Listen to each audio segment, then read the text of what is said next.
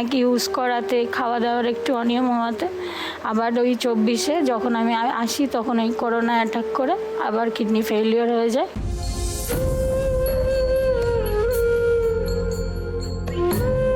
এখন মানে আমার ওই ডায়ালিসিস চলছে।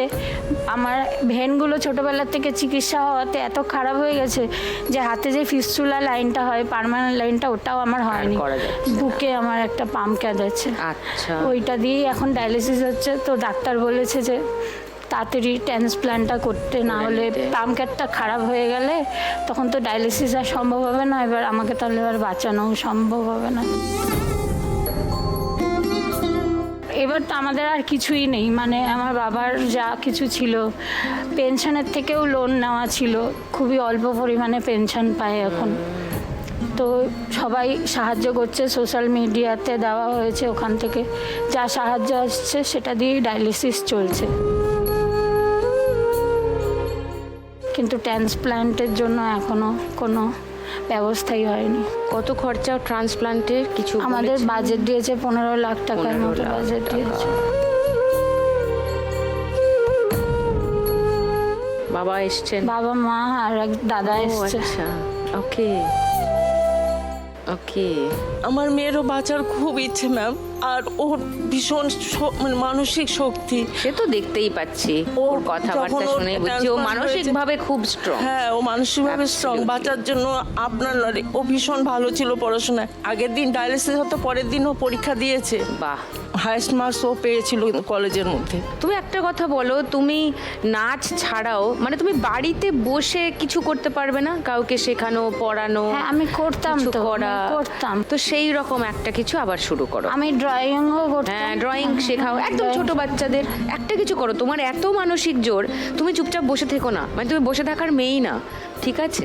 তোমাকে আমি আলাদা করে আর জিজ্ঞাসা করছি না যে 1 লাখ টাকা পেলে কি করবে, কারণ বুঝতেই পারছি কোথায় সেটা যাবে খরচাটা। ওকে, চলে এসো। তোমার 1 মিনিট সময় শুরু এখন।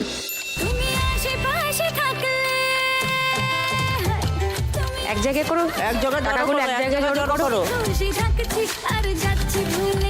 এবার নিচ থেকে নিচে ঢোকাও, সামনে থেকে। হ্যাঁ হ্যাঁ হ্যাঁ, তোলো সোনা, সোনা তোলো, হচ্ছে বাবু, হচ্ছে সোনামা, হচ্ছে, করো করো করো। টানো টানো, এক জায়গায় জড়ো করো। এবার এবার তোলো বাবা, সময় কম কিন্তু। ঢোকাও ঢোকাও, হ্যাঁ, গুড। আরো ঢোকাও, আরো আছে। এক জায়গায় করো না, জড়ো করে নাও, সব জড়ো করে নাও, ব্যাস। এবার নিচ থেকে ঢোকাও, খুন্তিটা আস্তে করে ঢুকিয়ে, রাইট। আর একটু টাকার অনেকটা হিপ করে, অনেকটা জড়ো করে তার নিচে ঢোকাতে হবে। হ্যাঁ, বালো, ঢোকাও টাকা, ঢোকাও, মারো ঝটকা। ঝটকা মারলে হয়ে যাবে।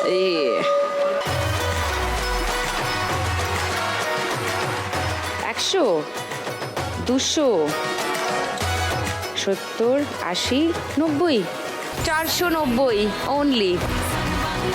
ঠিক আছে, পরের রাউন্ডে আরো স্কোর বাড়বে। ওকে, নট টু ওয়ারি। আমি গৃহবধূ বলে শুরু করেছে শতাব্দী। হাসবে না কাঁদবে সেটা ঠিক করতেই প্রথম 20 মিনিট নিয়েছে ও ওভারওয়েলম ছিল যে এই শোয়ে এসে গেছে, তাই তো? কেন তোমার এরকম মনে হচ্ছে? ভাবতে পারিনি কোনোদিনও যে এখানে আসতে পারবো। কেন ভাবতে পারোনি? তো এসছি একটাই কারণে, আমার ভাইয়ের জন্য। কি হয়েছে তোমার ভাইয়ের? আমার ভাইয়ের অ্যাক্সিডেন্ট হয়েছে।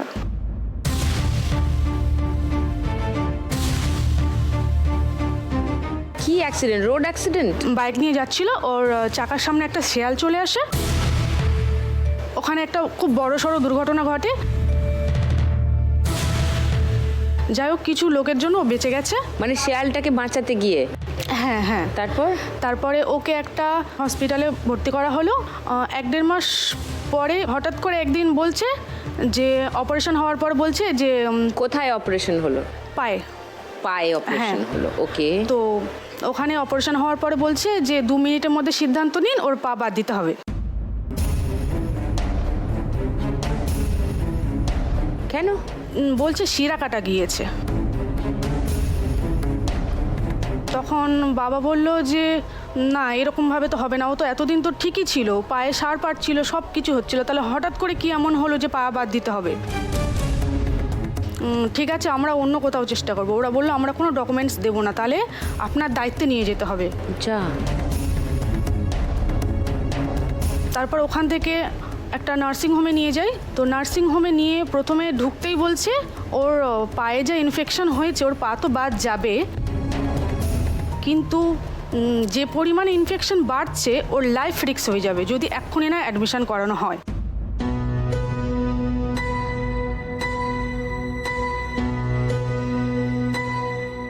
অ্যাডমিশন করতে গেলে 20 লাখ টাকা দিয়ে অ্যাডমিশন করাতে হবে। 20 লাখ টাকা হ্যাঁ। অ্যাডমিশনের জন্য? হ্যাঁ।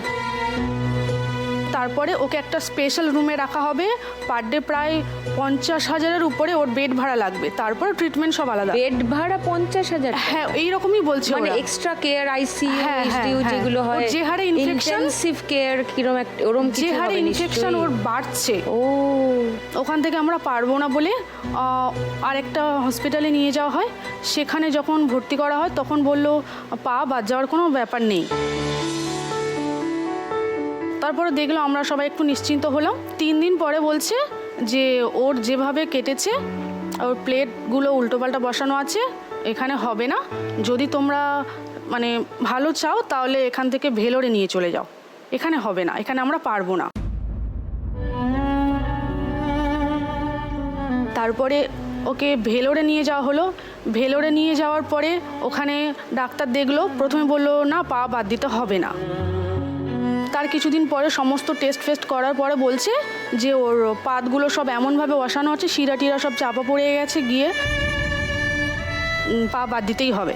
ওখান থেকে ওরা বলল।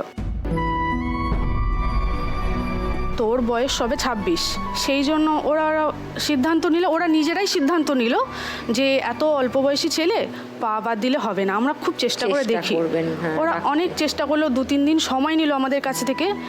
ওরা হাড় বাদ দিয়ে, যে হাড়ের ভিতরে ইনফেকশন হয়ে গিয়েছিল, হাড় বাদ দিয়ে ওখানে প্লেট বসিয়ে দিয়েছে, প্লাস্টার করিয়ে দিয়েছে। তারপরে পাটা বাঁচানো গিয়েছে, কিন্তু ওর পা কোনোদিনও মুড়তে পারবে না, সব সময় পা স্ট্রেট করে রাখতে হবে। এই মুহূর্তে আমাদের প্রচুর খরচা হয়ে গিয়েছে, প্রায় 18-19 লাখ টাকা মতো চলে গিয়েছে। আমরা ভাবতে পারিনি যে এত টাকা যাবে। তো শেষমেশ মায়ের যত গয়না ছিল, আমার টুকিটাকি যা ছিল সব দিয়ে দিয়েছি।